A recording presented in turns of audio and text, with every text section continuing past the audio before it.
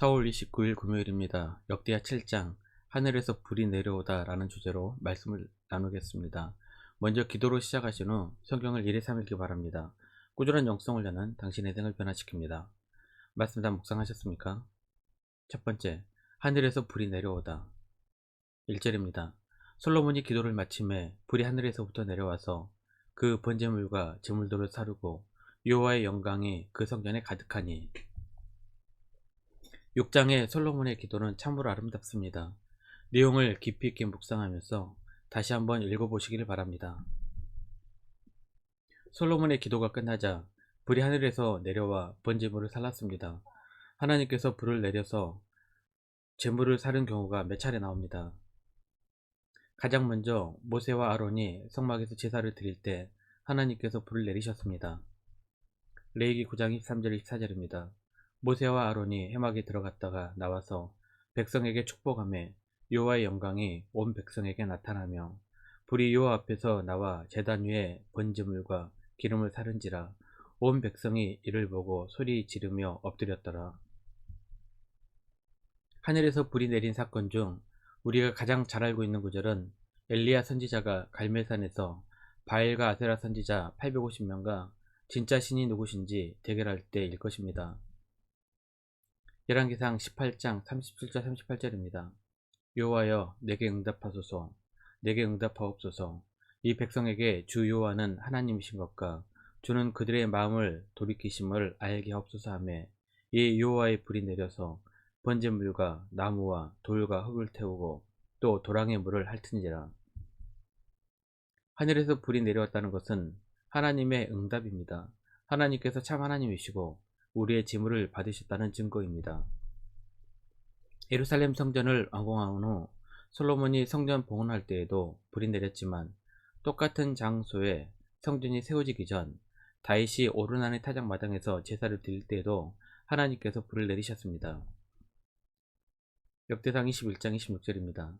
다윗이 거기서 여호와를 위하여 제단을 쌓고 번제와 한목제를 드려 여호와께 아뢰었더니 여호와께서 하늘에서부터 번제단 위에 불을 내려 응답하시고. 예루살렘 성전터에서만 2번이나 불을 내리신 것입니다. 그만큼 이곳은 이스라엘에게 중요한 장소이고 하나님께서 임재하셔서 이스라엘 백성들을 만나 주시기로 선택하신 곳이라는 말입니다.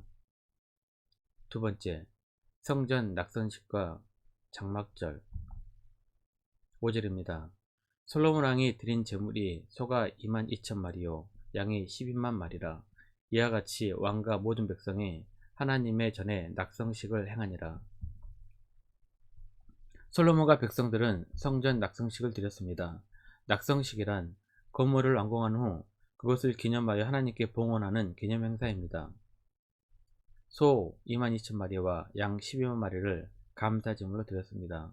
솔로몬의 1,000번제도 대단한 규모의 제사였지만 성전 봉헌식 제사는 그보다 훨씬 큰 규모의 제사였습니다. 모든 국민이 함께한 국가적인 행사였습니다. 성전 낙성식이 끝나자 이스라엘 3대 절기 중 하나인 장막절 축제가 이어집니다. 성전 낙성식 7일 그리고 장막절 절기 8일 총 15일 동안 연속적으로 이루어진 이스라엘 최대의 행사였습니다. 9절입니다. 여덟째 날에 무리가 한 송해를 여니라. 제단의 낙성식을 7일 동안 한 후 이 절기를 7일 동안 지키니라. 성전에 대한 이스라엘의 백성들의 열정은 매우 뜨거웠습니다. 15일째 되는 날 백성들은 성전 봉헌식의 축제에 흥이 겨워 어깨춤을 추며 기쁨으로 집으로 돌아갔습니다. 10절입니다. 일곱째 달 제23일에 왕이 백성을 그들의 장막으로 돌려보내매 백성이 여호와께서 다윗과 솔로몬과 그의 백성 이스라엘에게 베푸신 은혜로 말미암아 기뻐하며 마음에 즐거워하였더라. 하나님의 성전을 사모하고 예배하기를 즐거워하며 하나님의 임재를 기뻐하는 자들에게는 삶의 모든 영역에서 형통함의 복을 주십니다. 11절입니다. 솔로몬이 여호와의 전과 왕궁 건축을 마치고 솔로몬의 심중에 여호와의 전과 자기의 궁궐에 그가 이루고자 한 것을 다 형통하게 이루니라. 세 번째, 하나님의 경고. 12절입니다. 밤에 여호와께서 솔로몬에게 나타나사 그에게 이르시되 내가 이미 내 기도를 듣고 이곳을 택하여 내게 제사하는 성전을 삼았으니. 성전을 사랑하는 솔로몬에게 하나님께서는 형통함의 복을 주셨습니다. 솔로몬이 번영과 평화를 누리는 상황에서 하나님께서는 솔로몬에게 나타나셔서 말씀으로 경고하셨습니다. 17절입니다. 내가 만일 내 앞에서 행하기를 내 아버지 다윗이 행한 것과 같이 하여 내가 내게 명령한 모든 것을 행하여 내 율례와 법규를 지키면. 하나님의 관심사는 솔로몬의 건축과 나라의 경영에 대한 치적이 아닙니다. 솔로몬이 어떠한 상황에서도 하나님의 말씀에 순종하는가가 하나님의 유일한 관심입니다. 세상은 잘 나가고 돈 많으면 복 받았다고 합니다. 하지만 믿는 자들에게 복은 하나님께서 원하시는 순종의 삶을 살고 있는 것입니다. 잠언 30장 8절 9절입니다. 곧 헛된 것과 거짓말을 내게서 멀리하옵시며 나를 가난하게도 마옵시고 부하게도 마옵시고 오직 필요한 양식으로 나를 먹이시옵소서. 혹 내가 배불러서 하나님을 모른다 여호와가 누구냐 할까오며 혹 내가 가난하여 도둑질하고 내 하나님의 이름을 욕되게 할까 두려워함이니이다. 부유하면서도 하나님을 사랑하며 따를 수만 있다면 풍요로움을 구하십시오. 하지만 물질 때문에 하나님을 떠나게 된다면 차라리 잠언의 기다처럼 필요한 양식만을 구하십시오. 하나님 없는 부유함은 절대로 복이 아닙니다. 결국은 영원한 멸망의 길로 인도할 뿐입니다.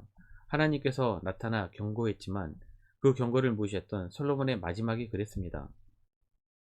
20절입니다. 내가 너희에게 준 땅에서 그 뿌리를 뽑아내고 내 이름을 위하여 거룩하게 한 이 성전을 내 앞에서 버려 모든 민족 중에 속담거리와 이야기거리가 되게 하리니.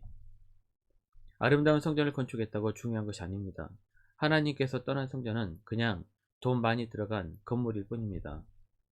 하나님의 경고처럼 솔로몬의 나라는 분열이 되어 찢어집니다. 그러고도 정신을 못 차리자 결국 나라는 멸망하여 포로로 잡혀가게 됩니다. 형통하고 잘 나갈수록 겸손히 하나님의 도우심을 구하고 엎드리는 삶을 살아야 합니다. 잘 나간다고 교만해져서 하나님을 떠나게 되면 결국은 멸망당하게 됩니다. 하나님께서 복을 주실수록 고개를 숙이십시오. 마치 벼가 익을수록 고개를 숙이는 것처럼 말입니다. 잘 나가도 줄 예배만큼은 목숨을 걸고 지키십시오. 그것이 우리가 받은 복을 유지하고 살 수 있는 비결입니다. 말씀 요약합니다. 첫 번째, 성전과 하나님의 임재를 사모하는 자들에게 하나님께서는 형통함의 복을 주시길 원하십니다. 두 번째, 하나님의 관심사는 우리가 얼마나 잘 나가는가가 아닙니다. 단지 하나님 말씀에 순종하며 사는가를 하나님께서 보시는 것입니다. 1년 성경 읽도 주간 계획입니다. 오늘 금요일 역대하 22장에서 24장까지 말씀을 천천히 묵상하십시오. 4월 중보 기도 제목입니다. 5가지 기도 제목 충분히 기도하시고 교회와 개인 기도 시간을 가지시길 바랍니다. 가정에서 기도하시기 힘드신 분들은 교회 나오셔서 주중 기도의 시간을 이용하십시오. 주중 기도회는 새벽 6시부터 밤 10시까지입니다. 하루 30분씩 최선을 다하시기 바랍니다. 그러면 여러분의 삶이 변화될 것입니다. 영상을 다 보신 분들은 확인 문자를 보내시거나 유튜브에 댓글로 달아주시면 정기적인 영성 훈련에 도움이 될 것입니다. 오늘 하루도 승리하시기를 기도합니다.